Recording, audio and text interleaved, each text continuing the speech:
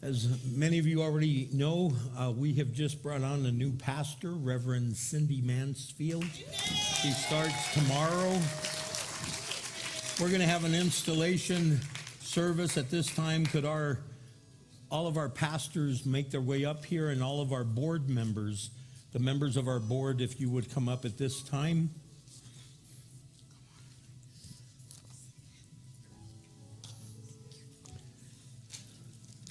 Cindy, if you'd stand there, all of our board members and ministers on this side, please.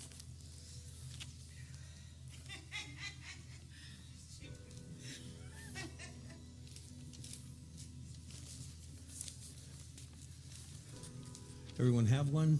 If not, we have more.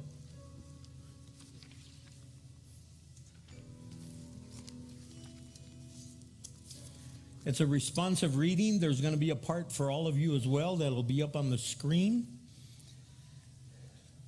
When Jesus saw the crowds, he had compassion on them because they were harassed and helpless, like sheep without a shepherd. Then he said to the disciples, "The harvest is plentiful, but the laborers are few." We have asked the Lord of the harvest to send out workers into his harvest field. I have heard the call of Christ, and in the words of Isaiah, I respond, "Here am I, send me." The cost of living and proclaiming the gospel is high, since God has put his work into weak hands. You must feel the full weight of his call on your life, a weak person partnering with a strong God. The link between my soul and Christ is not my goodness, but in my badness, not in my merit, but in my misery, not in my standing, but in my failing, not in my riches, but in my need.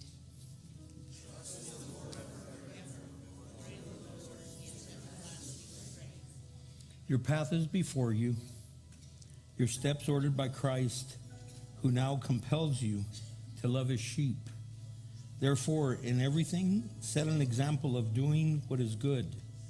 In your teaching, show integrity, seriousness, and soundness of speech that cannot be condemned. Be steadfast, unmovable, always abounding in the work of the Lord. My desire is to serve the God I love, preparing his people for works of service, to labor for the unity of the faith and the knowledge of the Son of God. Ministers and board, have you carefully considered Cindy's qualifications, and are you satisfied that she will be a worthy messenger and representative of the Lord and New Beginnings Church of God? We have and we fully support her as a sister and fellow laborer. Are you then willing that she be installed as our executive pastor this morning? We are.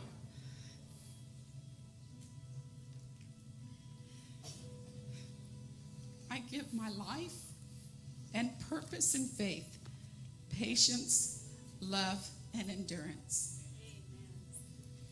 Cindy, I charge you with Paul's words. Preach the word.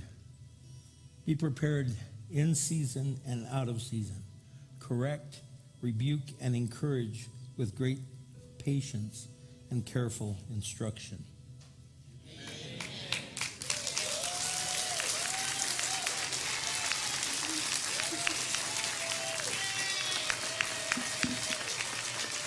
Would you kneel? Would you kneel before the Lord? Would you kneel before the Lord, and all of you gather around her and lay hands upon her?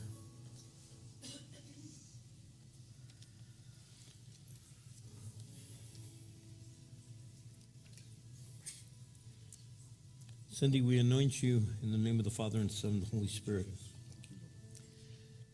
Heavenly Father, 36 years ago, Cindy and I knelt before an altar in the South Valley. We dedicated ourselves to plant the church for your glory.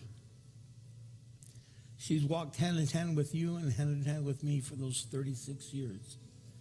And now she comes alongside of us, Lord God, to be a part of our pastoral team, to lead and guide the men and women into greatness, to not just be an administrative pastor, but Father God, to oversee, Lord God, the departments of our church, to equip leaders and train volunteers, and to, Father God, minister and counsel people. I pray overwhelming wisdom and understanding. I pray guidance and humility. I pray, Father God, that she would always turn to you and cry out to you for strength and, Father God, guidance. I pray, Father God, your anointing upon her, and that, Lord, the congregation would rally behind her to hold up her arms as Moses' arms were held up for victory. We thank you, Lord, and we dedicate ourselves to her as she dedicates herself to you and to us. In Christ's glorious name we pray. Amen. Amen. Praise the Lord.